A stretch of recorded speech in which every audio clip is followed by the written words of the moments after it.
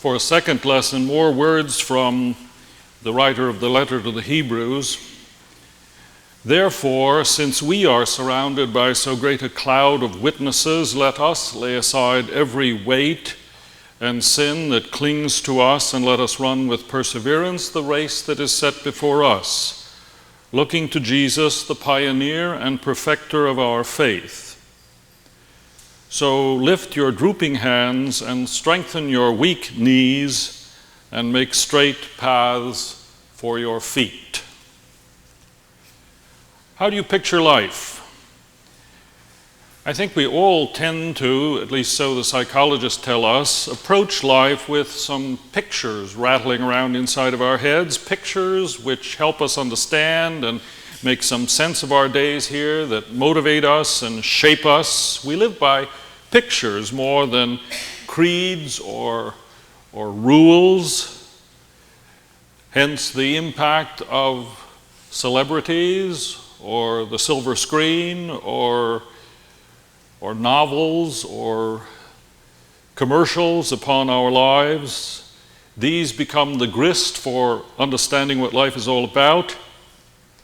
If we see life as party, as many of the young people do, pursuit of their idea of happiness, we head in one direction. Life is a beach, said the bumper sticker some years ago. It's amazing the philosophy that we paste on our rear ends. I mean, the rear ends of our automobiles. Or as we grow older and run into the darker side of reality, life may take on more the shape of a bare football game, that is, more struggle and battle, as if something was at stake. Onward, Christian soldiers, fight the good fight. One of the favorites in the Baptist church I grew up in was a hymn called "The Fight Is On," and we kids used to refer to it as the wedding march. Now, there's nothing wrong with these pictures indulged in moderation. There are times for beach, has been for some of us, and banquet. And certainly there are days when the battle will rage and we need to gear up to fight well. But as I say, there's danger if any of these pictures become central and dominant, because there are other pictures at the heart of the biblical faith which are more reality-oriented and life-giving, which go to the very heart of a life of faith. One is the race that the letter to the Hebrews makes reference to. The other is the metaphor which occurs with the beginnings of our faith, and that is the metaphor of life as journey. By faith, Abraham obeyed when he was called to set out for a place that he was to receive as an inheritance, and he set out not knowing where he was going. Of course, for Abraham, faith meant a literal journey, and it can mean that on occasion even today. We sing songs around here about us as children of Abraham, and indeed Paul and Jesus insist that we are. But it ought to strike us as just a little bit odd that this faith of ours, of 2,000, 3,000 years now, with all its impact upon the human race, began with a man who at the age of 75 felt God calling him to leave behind his country, his tribe, his family, to wander around the Near East for the rest of his days. But his literal journey did generate a whole new picture, a powerful metaphor of what the life of faith is to be about for you and me. That journey is what the unknown writer of Hebrews points to when he wants to define faith. So let us take the metaphor seriously this morning and ask what it might mean if we thought of our life more often than not as journey. Pilgrim's Progress, you remember the book? As I think of journeys, though, several observations come to mind that are consonant with our text. To journey is to risk movement from the known to the unknown. He went out not knowing where he was going. Journey is movement, is the opposite of staying put. Abraham's journey meant leaving some things behind and heading out into new territory. He had to let go of place and tribe and dad and go. A lot of young people are in that modality right now, aren't they? In other words, real life, life of faith, always means some loss of security and sameness in order to move out into the uncertain and unfamiliar. Like Abraham, faith for Jesus also involves journey. He leaves home and carpenter shop with no place to lay his head and makes his journey of faith, which for him means circuitously but inexorably toward Jerusalem and his God. He is pioneer of precisely this kind of journeying faith to which he calls us. Erich Fromm, the well-known psychologist, echoes the old picture when he says, to have faith requires the courage to take a risk, the readiness even to accept some pain and disappointment. Whoever insists on safety and security as primary conditions of life cannot have faith. Whoever shuts himself up in a system of defense where distance and possession are his means of security makes himself a prisoner. And right here, I think our picture cuts against the grain of the mind of many in our time. The late Henry Fairley, whom I judge an astute observer of the American scene, talked about our growing morbid aversion to any kind of risk. The idea that our individual lives and the nation's life can and should be risk-free has grown to be an obsession, he says, driven far and deep into our attitudes. Indeed, the desire for a risk-free society is one of the most debilitating influences in our country today, progressively enfeebling the economy with a mass of safety regulations, a widespread fear of liability and suit, threatening to create an unbuoyant and uninventive people. This morbid aversion to risk calls into question how Americans now picture, he writes, the future of their country. He goes on, if America's new timorousness had prevailed among the Vikings, their ships with the bold prows but frail hulls would have been declared unseaworthy and would have never left port. The Norsemen would have stayed home and jogged. Columbus' 3 tubs would have not been allowed to sail. Indeed, as one was wrecked before it got out of port. The Vikings and Columbus were exploring what was unknown to them as much as our solar system is to us today. And it's not only the practical achievements of such adventuring that are at stake, but the human spirit as well. He tells about a woman who sued the state of New York for not keeping the public beaches safe because while she was on the beach, she was hit by a frisbee thrown by a 9-year-old. But note that such movement always means not knowing exactly where you're going. Certainly the Norsemen and Columbus had only the vaguest idea where they were headed. This was certainly the case with Abraham, and even so it really is with us, whether we will acknowledge it or not. We make our plans, and rightly so, but we discover God's will for our life not as lightning strikes, as great epiphany comes, but basically by trial and error, by trying. It's amazing how Abraham had to wander around before things really developed any kind of clarity. I remind you, we're dealing with a metaphor here. It's not a matter of physical movement necessarily that we're talking about. 2 people may live under the same circumstances in the same town for decades, and one will live anxiously hunkered down, struggling basically to sustain a feeling of safety and sameness, and the other will live in real movement, risking herself every day in journey. Mary Lou Carney, a teacher, tells of an experience she had just before Thanksgiving one year. And do you know what happened then? The first graders leaned forward expectantly, captivated by my pilgrim costume and my first-person account of that first feast. They believed I was really there. Dozens of Indians came out of the forest, I said. After the story, I shared pumpkin pie with the class, and one little girl commented through forkfuls, "That was really some adventure that you pilgrims had." I nodded assent. "I had an adventure last night," she added. "Really?" I asked. "Tell me about it." "Me and my little sister walked to the dry cleaners, all by ourselves, and passed this ferocious dog on our block." Then she stood up straighter and said, "We have adventures all the time. Last week we made brownies, and tomorrow we get to break the wishbone." And she tossed her paper plate in the trash and skipped away, off to some scary adventure, no doubt. Driving home from school that day, I thought about my own life. What new adventures had I experienced lately? Everything in my life had grown so routine and so safe. After all, why risk that adult education class when I might not be up to it? Sure, that job offer, part-time, sounded good, but it could fall through. Could I handle it? And how did I know the new family on our block wanted someone to visit them? By the time I turned into the driveway, I knew the truth. I was becoming afraid to take risks, to really have anything like an adventure. I was dependent upon what I knew.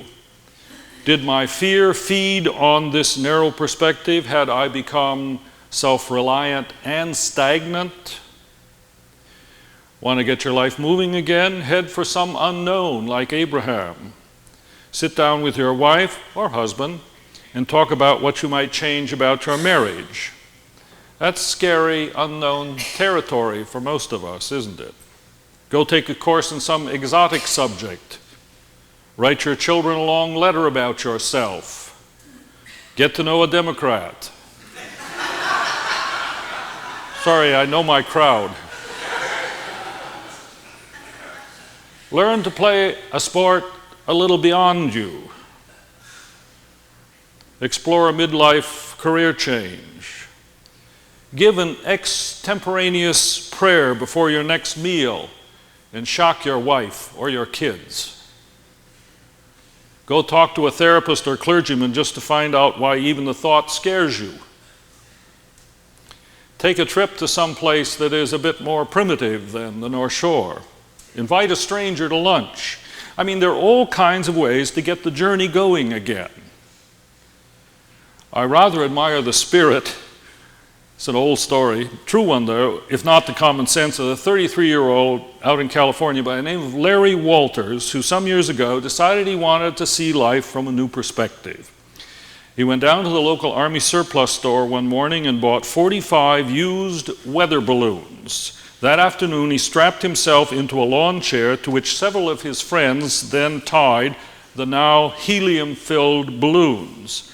He took along a six-pack, a peanut butter and jelly sandwich, and a BB gun, figuring he could shoot the balloons one at a time when he wanted to come down. Walters, who assumed the balloons would lift him about 100 feet in the air, enabling him to look over the neighborhood, was caught off guard when the chair soared to more than 11,000 feet into the sky, smack into the middle of the air traffic pattern at Los Angeles International Airport.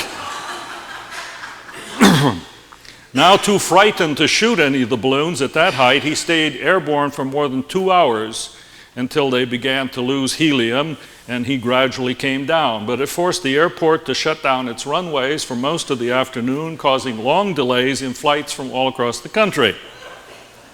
Soon after he was safely grounded and cited by the police, reporters asked him 3 questions. Were you scared? Yes. Would you do it again? No way. Why did you do it? Because, he said, I thought you just can't sit there your whole life. But the journey is to risk movement into the unknown, something a little bit out beyond us that stretches us and scares us. But I think even more profoundly and clearly from the stories of this old book, to journey, whether following Abraham or Jesus, is to be willing to accept and embrace the unexpected. To accept that life is journey is to accept that life does not always go according to plan and will not. No journey ever does. So on a journey you have to be able to embrace what does come to you. The trip doesn't always run according to the itinerary in the 4-color brochure. I remember a trip we led to Russia some many years ago now. Everything went according to plan, more or less, until we were ready to leave Kiev for Rostock with our own bus, which came in to meet us in Kiev, only to be informed by our in-tourist guide that because they were unable to provide us with the promised hotel rooms in Rostock, we would have to hang around Kiev for the whole day and then take an overnight train to Rostock, thus receiving the overnight accommodations for which we had paid and which they had promised us. Some overnight accommodations. damp bedding tossed into our berths, which we had to make up ourselves, drunken natives on and off the milk train all night long, facilities really quite impossible. You know, of course, what the entire group talks about now when we reminisce about that trip, that unexpected train ride in the night. All journeys involve the unexpected, that for which we are unprepared and over which we have very little control. And here, I think, is where some of the alternative pictures around us fail us. They seem to offer a certainty that at times can be quite unrealistic, that sooner or later can betray us. The picture of life lived by many around here, for example, by script. A lot of young people learn to see life in essentially this way: get good grades, engage in enough activities to compile an appropriate resume for college application, go to the right college, enter the superior firm, marry the right girl, settle in the right community, have the right number of bright children. That's the script. Now, there's nothing terribly wrong with life by this script until it begins to fray around the edges. The right girl walks out on you, or the kids turn out to have a few real problems, or the firm gets caught in a merger. Or worse than all, you achieve the whole story and discover that it isn't enough. Closely related is the picture of life as career. We really don't realize how new this picture in life is. Abraham did not have a career. Jesus did not have a career. Ask any young person today what he's going to be, though, and he knows you're not talking about his character. You're asking about his career. Well and good. The trouble is, career is not enough to fill up 24 hours a day, or it ought not to be, and it's not going to last forever. Career is over long before life is over, or supposed to be. And today, the average young person, we're told, must plan on 5 or 6 different careers in his lifetime. Or there's life as growth towards self-fulfillment. This is a popular picture in this day of individualism. The picture of you and me as something like a plant. My life is to grow to be all that I can be. Even the Marines know this picture.